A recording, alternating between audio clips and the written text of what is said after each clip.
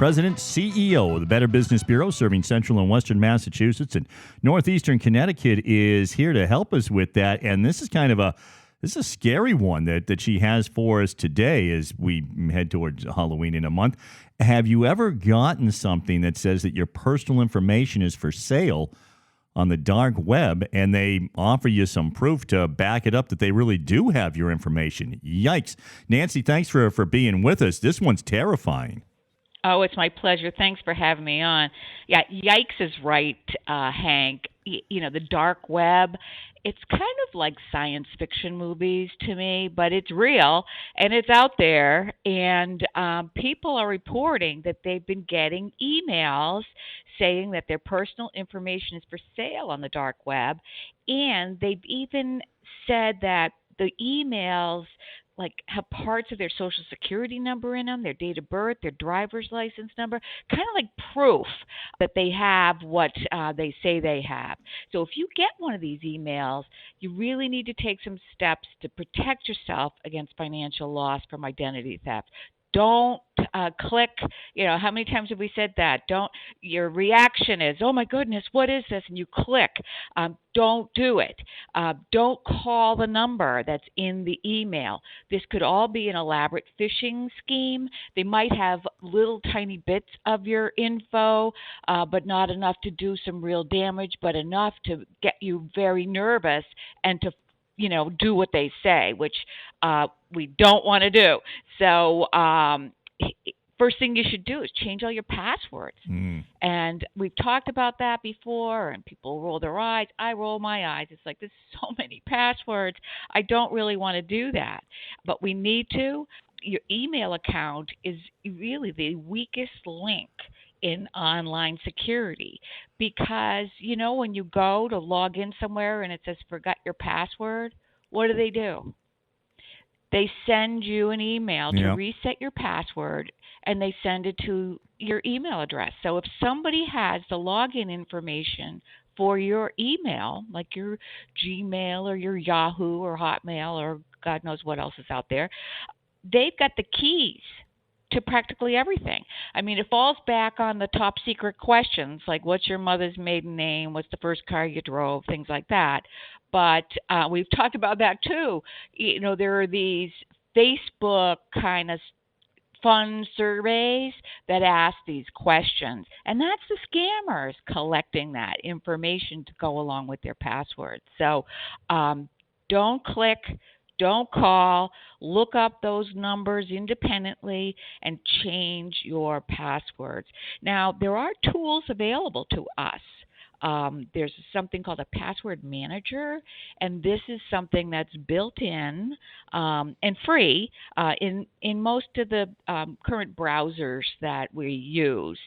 And most sites are now offering and recommending multi-factor authentication. And what that means is the password's not enough. You put the password in, and then it's going to send you a text. So you have to have that phone on your person in order to log into that account.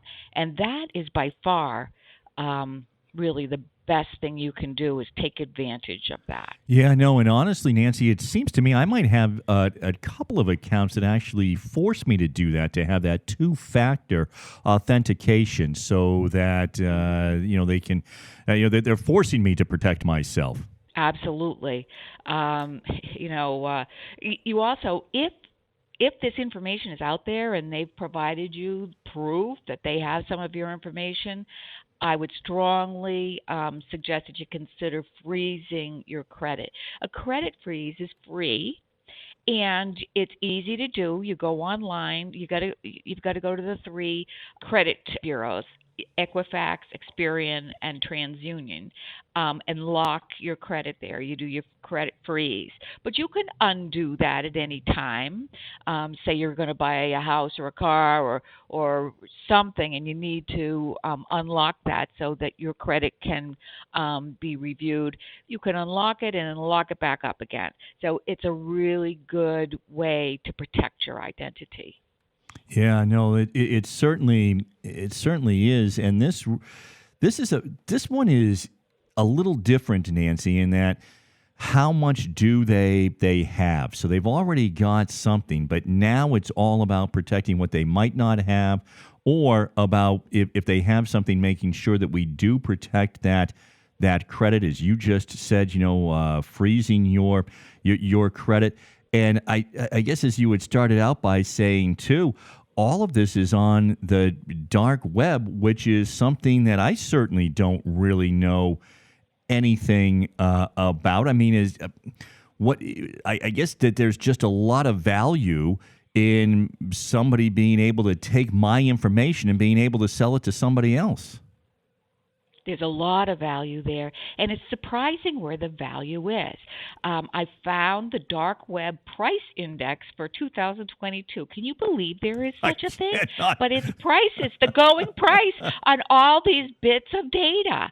So a credit card details and associated information is going for anywhere between $17 and $120. I guess it depends on how much your credit line is.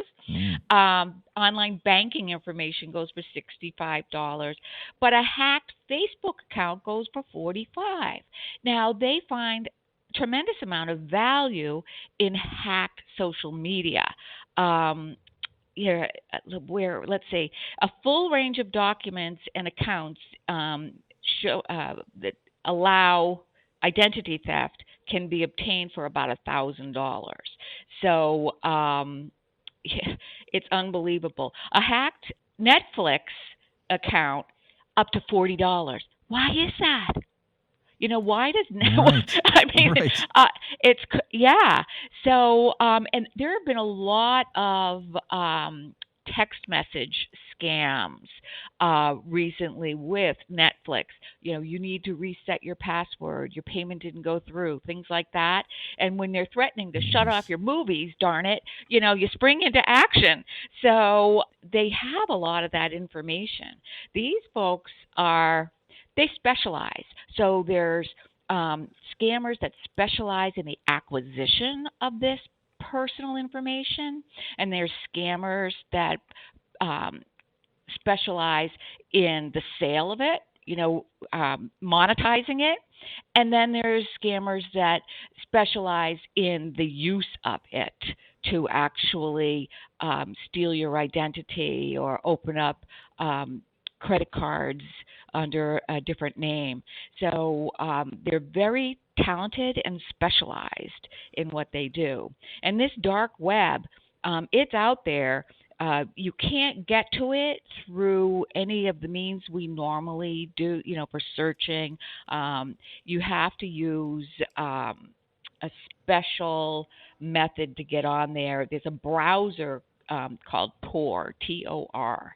So, it's Well, that's what I was thinking of the internet. Nancy. I wouldn't even know how to get it if I wanted to use it and do something illegal. And this, of course, all comes from what we keep reading in the news, right? When you have some large corporation, a hospital, or somebody else who says, "Hey, we got hacked," or we get something like that says, "Hey, we want to let you know." And sometimes they'll be from months before, "Hey, just want to let you know we got hacked, and X number of thousands of people's information may have been put at risk, including yours." And now I guess the reason that they're doing that is then they're just going and they're selling it off piece by piece. Yeah, they are. They're selling it off. It's worth a lot of money. It's not worth this. I was doing some research on this, and I was surprised that a Social Security number, they're going for like $1. So the real value isn't on that because, I'm not saying you should paint it on the side of your house or anything, but the real value isn't in things that we think are more valuable. But as I said, a Netflix account or a Facebook account have real value to these scammers. Yeah. Nancy, let me ask you, so when I'm buying this off of the dark web, am I giving them my credit card? No. I'll give you 3 guesses what you pay with. It's that darn cryptocurrency. Right. It's cryptocurrency. It's totally anonymous. So that's, these crooks need to use anonymous methods in order to pay for this stuff. It's I was doing the research to get the backstory and blew my mind. It really did. Yeah. And in about 10 minutes, Hank, you can get on the dark web. I can't believe that. I didn't do it. Yeah. But you can. The instructions are right there. Geez, how can that be legal, huh? That's amazing. Well, thank goodness Better Business Bureau is out there. You're out there keeping track of these things and trying to do your best to keep everybody safe. We've just got to make sure that we access the information that's available to us and look for those red flags. Nancy, what else do we need to know? Well, you need to know we're here for you. The BBB, our office is right here in Worcester. I'm going to give you my direct line. It's 508-552-0350. And, if you get something and you're unsure about it, go with your gut and do your research. If you can't find out the information, give us a call. We'll connect you to the right resource so that you stay protected. Very good. Nancy Cahalan, President, CEO, Better Business Bureau, serving Central and Western Massachusetts and Northeastern Connecticut. And as she just said, office right here in Worcester on Grove Street. Nancy, thank you so much for being with us. It's my pleasure. Thanks so much for having me on.